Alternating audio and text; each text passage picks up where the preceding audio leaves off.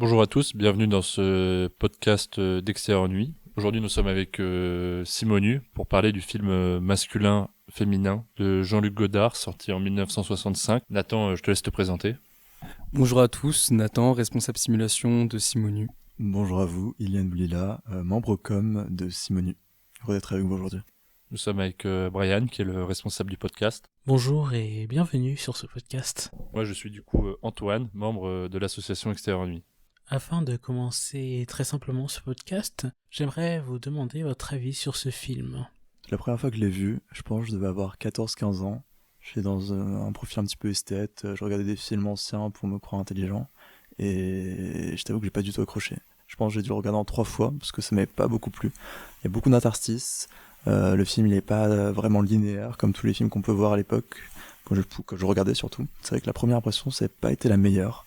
Après un deuxième visionnage, cette fois-ci, quand j'étais au lycée, et que j'avais des connaissances géopolitiques et cinématographiques un peu plus poussées, là j'ai pu l'apprécier sous tous ses aspects. Et voilà, c'est pas un film qui est à la portée de tous, de par ses prises de vue, de par les sujets qu'il aborde, mais il n'en reste pas moins intéressant. De la même manière qu'Iliane, lors de mon premier visionnage, j'ai trouvé le film un peu opaque. Et c'est lors des suivants que j'ai commencé à apprécier le film, notamment parce qu'il trace une cartographie de l'état d'âme politique de la jeunesse française des années 60, donc juste avant mai 68. Cela à travers une chronique sentimentale. Il trace comme une radiographie de notre société en bascule, qui est tiraillée entre l'idéologie marxiste et le capitalisme de consommation. J'ai beaucoup aimé mon premier visionnage, comme le deuxième. C'est-à-dire moi j'étais déjà au courant du cinéma de Godard, que c'était assez particulier dans la manière de filmer, de développer les personnages. J'ai adoré Jean-Pierre Léaud, j'ai adoré Madeleine, qui était jouée par Chantal Goya. C'est vraiment une manière unique de filmer les personnages que j'ai apprécié. On voit ça quasiment nulle part ailleurs. Et c'est un film que j'ai trouvé très beau, assez marquant, ça change. Complètement. D'autant plus, si je peux souligner, on a souvent tendance à apprécier les films auxquels on peut s'identifier. Et si le premier visionnage, pour moi, il n'était pas aussi marquant que ça, c'est parce que ce parallèle avec la jeunesse qu'on peut voir dans le film, cette jeunesse un petit peu révolutionnaire, avec des idées novatrices, c'était pas celle que j'avais à ce moment-là. Donc du coup, après un deuxième visionnage, c'est là où il y a plus de facilité, où avec l'âge, la maturité, d'autant plus, c'est voilà, c'est plus simple de s'identifier à ce genre de personnages qui sont quand même très bien joués par des acteurs qui ne l'étaient pas. Je crois que Chantal Goya n'avait jamais joué dans un film avant. Un petit peu à la manière de Kubrick, qui prenait des acteurs sans vraiment de passé dans le monde du cinéma, et qui donne finalement ce jeu assez vrai, assez franc, parce qu'il est réel. Comme Iliane a pu le souligner, c'est vrai qu'à certains égards, le film est encore actuel. Le film est sous-titré Les enfants de Marx et de Coca-Cola.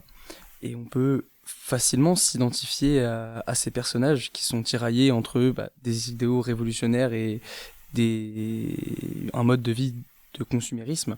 Et donc ce sous-titre-là, Les enfants de Marx et de Coca-Cola, est à lui seul un manifeste politique. C'est-à-dire qu'il condense l'attention centrale du film et de la jeunesse, une synthèse difficile entre une conscience marxiste et une attirance pour la modernité marchande. J'aurais pas dit mieux. Je vois donc que vous êtes tous des initiés à Godard. Ce n'est pas mon cas malheureusement, et ce qui me laisse en état de choc devant ce film, car le personnage je ne le connais pas totalement, et quand je parle de personnage je parle de Godard, et j'ai peur d'avoir mal saisi, mal compris, mal vu les enjeux que Godard présente dans son film, notamment sur la question homme-femme, qui m'a principalement choqué, et j'aurais bien aimé avoir votre analyse avec ce film. Eh bien, la place de la femme dans masculin-féminin, on la retrouve avant tout à travers le couple central de Paul et Madeleine, qui fonctionne comme une métaphore politique. C'est-à-dire qu'il représente la femme à travers la géopolitique d'un couple. Pour faire un parallèle avec son partenaire, Paul est un jeune intellectuel plus ou moins précaire, contestataire, etc. Et elle, Madeleine, eh bien, c'est une enfant de Coca-Cola. C'est une enfant des États-Unis qui rêve des États-Unis, de faire des interviews, de devenir actrice. Et c'est par cette dichotomie qu'il y a une forme de mépris de la femme, de la part de Godard. Il méprise un peu Madeleine et ses idéaux. Si le film s'appelle masculin-féminin, il se découpe entre ces deux idéologies que le masculin incarne et que le féminin incarne. Je pense que c'est avec un recul contemporain qu'on peut observer qu'il place la femme dans cette case de consumérisme. Par exemple, dans une scène, Paul dit à Madeleine « Tu sais que la France vend des avions à l'Amérique pour bombarder le Vietnam ?» Mais Madeleine reste indifférente. Elle veut percer dans la musique et répond « J'aime pas trop la politique, c'est triste et ça fait vieillir. » Alors oui, je suis d'accord avec Nathan, mais pas sur tous les points. Je trouve que Jean-Luc Godard, justement, il essaie de faire intervenir la femme dans une époque où elle n'a pas beaucoup de visibilité. On est justement dans la période des Trente Glorieuses, dans une France pré-révolutionnaire, donc avant mai 68, excusez-moi. Et voilà, je pense que les temps d'intervention à l'écran de Paul comme de Madeleine sont plutôt respectés dans un film qui se veut dont le titre est masculin-féminin. On attend justement que on ait cette part de masculin et féminin à part égale, et c'est plutôt vrai. Après, ce mépris pour la femme, peut-être pas un mépris, mais elle est porteuse des idées que Godard semble honnir. Donc de ce point de vue-là, voilà, on peut pas lui enlever le fait de pas mettre en avant d'un point de vue amélioratif les femmes. Après, c'est peut-être le propre du cinéma à ce moment-là, on est quand même dans les années 60 en France. Faut garder le contexte historique. Voilà. Dans ce film, je trouve justement que Chantal Goya, qui est censée être le personnage simple, qui ne s'intéresse qu'à sa carrière, qui s'intéresse peu à la politique, à la culture, est très belle. Elle joue très bien. On la voit à l'écran sur des longs moments de silence. Et il suffit qu'elle se recoiffe les cheveux pour qu'elle paraisse magnifique. Alors qu'à l'inverse, on a un Paul qui joue avec sa cigarette, qui est pathétique, qui tente de parler de tout et de rien et qui n'arrive à rien. Qui n'arrive pas à séduire Chantal, justement. Moi, j'ai trouvé ça très beau, une fille complètement désintéressée de cet homme qui se donne plein d'air. C'est peut-être justement là que se joue l'ambiguïté.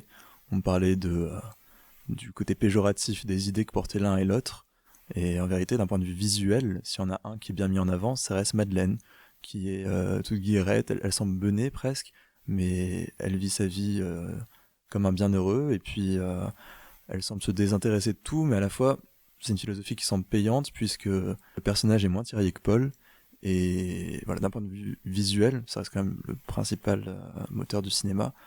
Madeleine est plus présente, est plus rayonnante, et elle se fait un petit peu le chantre des idées qu'elle intègre, qu'elle représente visuellement. Donc de ce point de vue-là, ce serait presque amélioratif le point que Godard en donne de ce consumérisme ou autre, si elle devait être interprétée, représentée par Madeleine. C'est vrai que dans le film, Madeleine a le mérite de vivre ses idées, tandis que Paul, il est politique, cérébral, analytique, mais impuissant. Il boit des cafés, il travaille pour un institut de sondage, ce qui n'est pas vraiment en accord, et il fume des cigarettes, ce qui n'est pas vraiment en accord avec ses idées. Paul a tendance à critiquer le consumérisme, mais est-ce que ce n'est pas lui-même qui consomme des informations, qui consomme la politique, comme on consomme un divertissement ? Moi, j'ai une question à vous poser, parce qu'il y a une scène que j'ai eu du mal à interpréter. C'est la scène où ils sont dans un bar et ils voient Brigitte Bardot à une table avec un autre homme qui est très vieux et très moche. Je sais pas du tout comment vous l'avez interprété, et du coup, je vous le demande. C'est peut-être, c'est une hypothèse, une critique du star system qui était en train de s'installer à l'époque, où on se sent proche des stars, comme si c'était des amis, dans ce cas-là des amantes, au point qu'on a du mal parfois à distinguer la fiction de la réalité, à se distancier des stars qu'on voit à l'écran, ce qui est aujourd'hui très actuel. C'est un phénomène qui s'est amplifié avec les influenceurs et les réseaux sociaux. Complètement. Et moi, je voudrais apporter aussi le fait que dans sa structure même de film non linéaire, de film morcelé, on a des idées qui volent ici et là. On a des concepts qu'on aborde de manière partielle ou plus profonde. Et peut-être que cette scène, laissée là, un peu désuète, est un des marqueurs de ce film, justement. Le fait que ici et là, il y ait des stars dans ce monde un petit peu de tension, d'ambiguïté, où on a cette jeunesse un petit peu révolutionnaire, tantôt consumériste et idéaliste. Il y a ce monde avec... je ne sais pas si précisément on a Brigitte Bardot qui est décrite comme telle, où elle sort de son rôle d'acteur et on la voit comme ce qu'elle est. Mais le fait qu'elle soit là en personnage secondaire, au second plan, et qu'elle apparaisse avec cet homme, ça peut jouer encore une fois sur cette ambiguïté du film où on a des scènes un petit peu incongrues qui restent dans l'air du temps, qui font écho à la situation que Godard cherche à mettre en avant. Iliane, j'aime la manière dont tu parles des images de Godard. Dans un certain sens, même, je trouve que tu as raison, je suis d'accord avec toi. Godard ne se contente pas de raconter, il déconstruit. Plan fixe, silence prolongé, voix off distanciée, coupure narrative, plan avec Brigitte Bardot qui n'a pas grand chose à faire ici. Le spectateur est constamment mis à distance. Le film ne veut pas plaire, il veut déranger, forcer à penser, peut-être forcer par conséquent à tourner ce podcast. Moi, ma sorte d'interprétation personnelle est relativement proche de celle de Nathan. Jean-Luc Godard nous dit regardez cette star qui était Brigitte Bardot au sommet de sa carrière à 30 ans. Et ben en fait, Brigitte Bardot, c'est aussi personne. Elle est dans un café assise, elle n'est même pas créditée. Elle boit son café, on la voit peut-être 1 minute parler d'une pièce de théâtre et rien de plus. Elle n'interagit pas avec les 2 protagonistes. Brigitte Bardot, c'est quelqu'un, mais c'est aussi personne. On n'a pas besoin de stars pour faire des grands films. Et les stars peuvent être au second plan. Je vous remercie de partager vos analyses aussi fines. J'ai été principalement choqué, donc, comme je disais tout à l'heure. Parce que finalement, ce que j'ai vu, c'est principalement de la violence, finalement. Et j'ai l'impression que cette violence se répercute aussi dans le cadre politique, qui est vivement critiqué par Godard. Et j'aurais bien aimé savoir quel était votre avis justement sur cette réflexion du contexte géopolitique. Comme disait Godard, le cinéma, c'est la vérité 24 fois par seconde. C'est une citation qu'il cherche à mettre en application dans chacun de ses films. On est dans les années 60 et on a ce courant, ce mouvement de cinéma-vérité. Les prises de vue, on peut voir qu'elles sont faites à la manière d'un documentaire. On a le protagoniste principal, Paul, qui va dans les rues faire des micro-trottoirs. C'est scénarisé de manière assez intrigante. C'est pas commun dans un film de filmer de la sorte. Et c'est le propre de Jean-Luc Godard, comme ses prédécesseurs, ses contemporains, avec Jean Rouch et Edgar Morin avec La Chronique d'été. Avec ce courant, il va chercher à capter la vérité des comportements humains, avec des techniques légères, ses interviews, ses situations improvisées. Et avec cette approche, en intégrant de vrais entretiens dans la fiction et en filmant ses acteurs dans des conditions quasi documentaires, il nous arrive à nous offrir ce point de vue politique, géopolitique même, d'une manière plus ludique, plus fluide, qu'on ne pourrait le voir dans d'autres films où c'est abordé peut-être en surface, de manière très légère, mais on ne rentre pas nécessairement dans le cœur du sujet. Voilà, ce que veut Godard, c'est décrire la société, la décrier telle qu'elle est, et en cela, son pari, je trouve qu'il est plutôt réussi. Il est vrai que Godard conçoit l'image comme un espace politique, comme un espace idéologique. Cela avec des slogans écrits à l'écran, tels que « Poésie et révolution » ou « Votez Mao ». Ces slogans sont insérés comme des graffitis politiques. Ça nous rappelle évidemment la lutte des classes, qui se joue aussi dans l'espace symbolique de la représentation. La lutte idéologique, selon Godard, ne se joue pas qu'à travers les urnes, elle se joue avant tout dans la lutte culturelle. Quant à l'aspect géopolitique vis-à-vis des États-Unis ou du Vietnam, comme on l'a dit précédemment, il y a tout d'abord ce couple qui incarne cette dichotomie France-États-Unis, l'une marxiste, l'autre consumériste. Mais ça ne s'arrête pas là. Ce n'est pas que des métaphores ou des sous-entendus. Il y a des engagements plus marqués, notamment vis-à-vis de la guerre du Vietnam. Paul tente d'intégrer cette guerre du Vietnam dans ses discussions, mais elle est sans prise, sur son entourage. Je vous cite un extrait. On bombarde Hanoï et tout le monde s'en fout. Cette guerre est pour Godard le symbole de la colonisation par procuration, où la France, en vendant des armes aux Américains, se rend complice de l'impérialisme contre lequel elle prétend lutter. Il y a donc une géopolitique plus ou moins implicite dans la plupart des scènes. Le silence face au Vietnam, l'obsession pour les produits américains, le chewing-gum, le coca, les cigarettes, et le désir de Madeleine pour New York. Tout cela participe du point de vue de Godard dans un monde où les révolutions ne passent plus par la lutte armée, mais par les circuits de distribution, les journaux et les boissons. Alors complètement, pour revenir un petit peu sur tous les points cités par Nathan, on a un film qui se fait le miroir de la France et de l'Occident, de manière générale, des années 1960, au cœur d'une mutation idéologique. On est au sortir de la guerre froide, donc le spectre de l'engagement politique y traverse le film.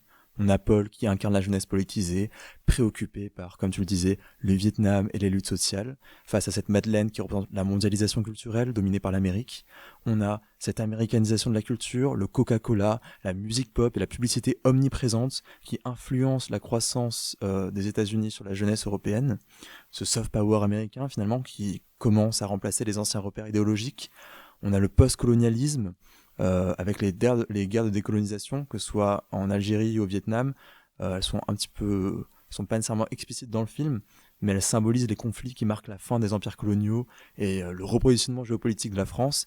Et finalement, mai 68, qui est en gestation, le film est sorti 2 ans avant quand même, mais il capte très bien l'atmosphère pré-révolutionnaire,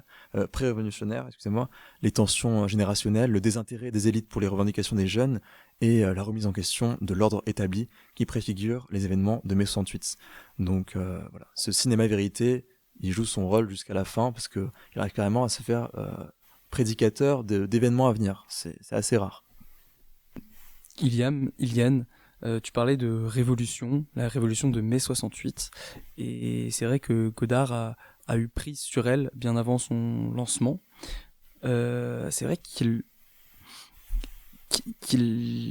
capte la jeunesse française et occidentale de manière générale, et j'aime la manière dont il la conçoit, et dont il conçoit le cinéma comme révolution. Godard ne croit pas nécessairement à la révolution par les armes. Il croit en la révolution du regard. C'est-à-dire que le montage, l'interruption du récit, les ruptures tonales, tout vise à libérer le spectateur de l'emprise narrative traditionnelle, peut-être de l'emprise narrative américaine. C'est l'Amérique qui impose sa narration, qui l'impose à l'époque, qui l'impose encore aujourd'hui. J'ai vu une statistique intéressante récemment, comme quoi la majorité des Français, dans les années 60, estimaient que c'était la Russie qui avait libéré la France des Allemands. Aujourd'hui, la majorité des Français pensent que ce sont les États-Unis, avec le débarquement en Normandie. Bien sûr, la vérité se trouve entre les deux, mais ça nous permet de quand même constater que le soft power américain ne cesse de prendre de l'ampleur. Alors complètement. Dans le film, justement, on a une de ces citations qui dit « Alors, en 1966, ils étaient les enfants de Marx et de Coca-Cola. Et nous, aujourd'hui, ne sommes-nous pas les enfants de TikTok et du néolibéralisme mondialisé ?» Godard dépeignait déjà à l'époque l'adulation des États-Unis qui faisait des émules auprès des Français, et il faisait bien, parce qu'aujourd'hui, malgré ces signaux, il y avait des signaux avant-coureurs et puis un climat qui était déjà propice à ça en France. Aujourd'hui, on se retrouve avec une France qui n'est pas nécessairement sous tutelle américaine, mais qui suit un petit peu tous les mouvements, toutes les inclinaisons de ces derniers, aussi bien dans les enjeux géopolitiques ou économiques que culturels, comme on peut le voir avec des films actuels qui ressemblent de plus en plus au blockbuster américain. Moi, je suis bien d'accord avec tout ce qui a été dit. Donc, on retrouve du Godard classique, du Godard que je dirais réactionnaire.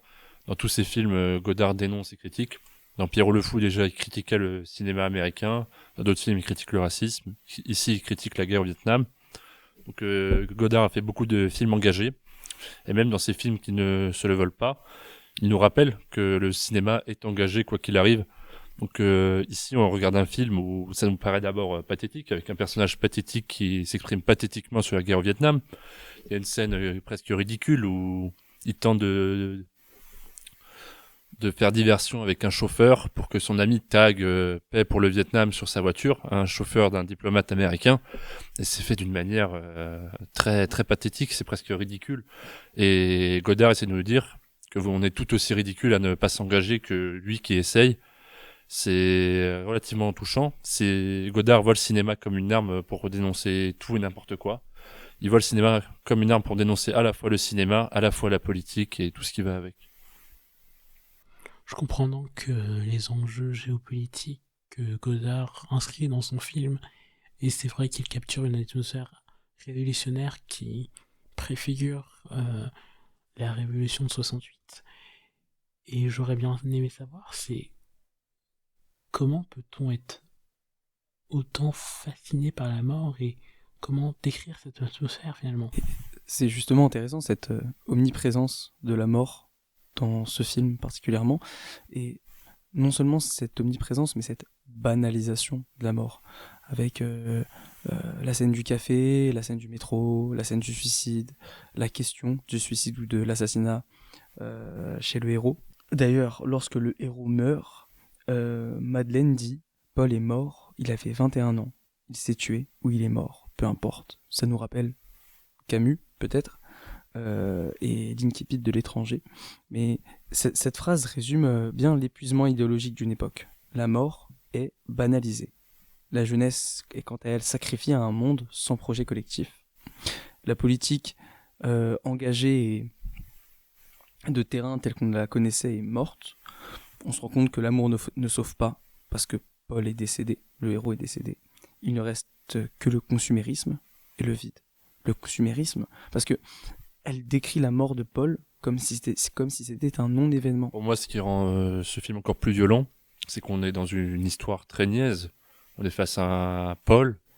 Paul nous dit « Je n'aime pas travailler, je n'ai pas envie de travailler ». On a l'impression d'un jeune homme qui rentre en société, qui veut rester dans l'adolescence. C'est une histoire d'amour qui est relativement niaise. Il aime quelqu'un qui ne s'intéresse pas à lui. La manière dont c'est filmé, la mise en scène, le tout rend vraiment ces moments-là très graves, au milieu d'une histoire qui paraît très simple, très niaise. Et c'est profondément marquant, c'est-à-dire un homme se suicide devant lui, une femme tire sur quelqu'un, et l'histoire continue comme si rien ne s'était passé. Et encore une fois, c'est des parallèles avec ce qui se passe dans la société de tous les jours. Et à son époque, notamment le Vietnam, et les autres guerres et les violences sociales. Oui, complètement. Cette déréalisation de la violence, elle est un petit peu omniprésente dans le film. Elle est cet arrière-goût laissé en bouche après les 2 guerres mondiales, la guerre froide, les guerres à venir, les guerres de décolonisation. Voilà, il y a comme le soulignait justement Nathan, cet absurdisme un petit peu, cet absurdisme sartrien, cet absurdisme de Camus, qui aujourd'hui en 1960, n'a plus de repères.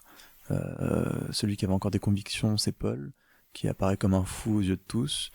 C'est celui qui est le plus démuni en apparence, mais qui a des idées à faire valoir, hein, pas de projet réel, mais qui se soulève quand tout le monde se tait. Et c'est ce dernier qui va finir par mourir. Voilà. De Godard, un cri pour l'humanité, qui sait. Je vous remercie sincèrement d'avoir participé à ce podcast et je vous demande si vous conseillez à notre auditoire masculin et féminin de Godard. Je ne recommande pas ce film comme on visionne un Marvel. Ce n'est pas un film qui se visionne de par son format fragmenté, non linéaire. Il est voué à la réflexion. C'est pour ça que je recommande aux lecteurs de réfléchir autour de ce film, car il aborde des sujets contemporains. Malgré son année de sortie, il est très contemporain avec des thèmes qu'on a abordés. Cette quête de sens dans une jeunesse un peu qui perd un peu les pieds. Les enfants de Marx et de Coca-Cola sont toujours de mise. Alors d'un point de vue spécifiquement cinématographique, je le conseille complètement. Godard réussit son pari. On ne regarde pas ce film de manière passive. On est obligé d'être immergé dedans pour comprendre un petit peu tous les tenants et les aboutissants. Il y a tout un jeu qui est fait, tantôt sur le son. On a des hors-champs, qui nous permettent finalement de focaliser sur autre chose que l'image, avec un son qui est volontairement décalé, qui va créer une distanciation entre le spectateur et ce qu'il regarde, une rupture de ton, qui va créer une polyphonie stylistique. On va passer de la tragédie à la comédie, on va passer d'un style plutôt léger à quelque chose de complexe, et tout est fragmenté, rien n'est uniforme. De ce point de vue-là, on ne s'ennuie pas. Et par le choix des acteurs, qui pour l'époque étaient très peu expérimentés, comme le choix de Chantal Goya, ça nous offre des performances très naturelles, parfois hésitantes, et qui contribuent à une esthétique réussie et une vérité brute. De ce point de vue-là, le film vaut le coup d'être vu, selon moi. Alors moi, je suis un grand fan de Godard, donc je recommande la plupart des Godard. C'est pas un film qui est accessible, c'est-à-dire tous les Godard sont relativement difficiles à voir. C'est pas le plus difficile, Pierrot le Fou est bien plus dur, mais c'est un film qui se veut briseur de code. Il est très nonchalant, c'est filmé d'une manière très particulière. Godard, d'un côté, a très bien écrit les personnages, mais de l'autre, fait tout pour qu'on les déteste. Voilà, Paul, il est hautain, prétentieux. Madeleine, elle est inintéressante et elle ne pense qu'à devenir une star. C'est un film qui est pas difficile à voir, mais il faut avoir la connaissance du cinéma de Godard avant pour le visionner. Je pense que c'est un film qui est important, qu'il faut voir dans sa vie une fois. C'est pas le plus grand Godard, c'est pas le plus mauvais, mais Godard c'est déjà extrêmement bien, donc un mauvais Godard c'est un très bon film. Moi je le recommande en sachant que c'est un Godard. Je vous remercie beaucoup pour votre écoute, chers auditeurs et auditrices. Je vous retrouve bientôt pour la prochaine édition de ce... Merci à vous. Merci. Merci, la bise simonusienne.